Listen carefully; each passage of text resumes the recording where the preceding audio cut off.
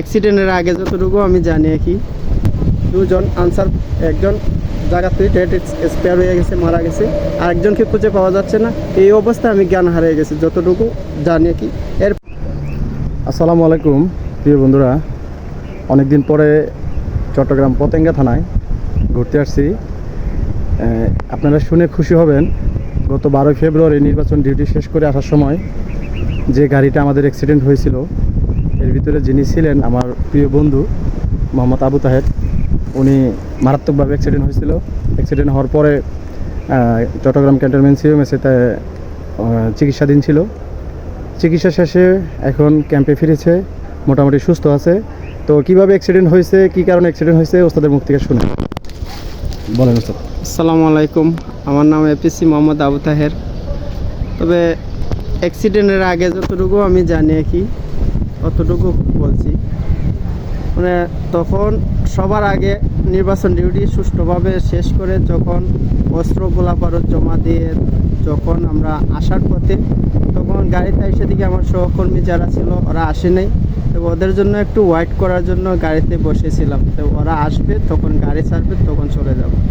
তখন আসছে, আসার সাথে সাথে এরা কখন আসছে তা জানি না, হয়তো হালকা একটু জিমানি আসছে তা বলতে পারি না, গাড়ি কখন ছাড়ছে তাও বলতে পারি না। হঠাৎ করে যখন দেখলাম যে গাড়িটা কর্ণফুলী টানেলের দিক দিয়ে যাচ্ছে, যাওয়ার পর ওই মধ্য রাস্তা ওই সাইডটা হইয়া ভিতরে ঢুকছে, প্রবেশ করছে, তখন গাড়িটা রানিং এত স্পিডে ছাড়ছে। তখন কয়েকজনে বলছে যে গাড়িটা আস্তে চালান, তবুও কয়েকজন আবার বলছে আচ্ছা ঠিক আছে, ড্রাইভারে চালাচ্ছে, ড্রাইভারের বুঝবে। তখন গতিতে নিয়ে আসছে গাড়ি। তখন কর্ণফুলী টানেল পাইরে আইছে, আসার পর যখন এই রেলিংয়ের পাশাপাশি আসছে, গাড়িটা ঘোরাইবার চেষ্টা করছিল, সাথে সাথে কিন্তু গাড়িটা ওই চলতি গাড়ির মাঝে রানিং দিছে, দেওয়ার সাথে সাথে গাড়ি ডান সাইডে উল্টে পড়ে গেছে। ডান সাইডে উল্টে পড়ার যাওয়ার সাথে সাথে আমার মাথার মাঝে যে আঘাত পাইছে, এইগুলো আঘাত পাইছে, কত বিক্ষত হয়েছে।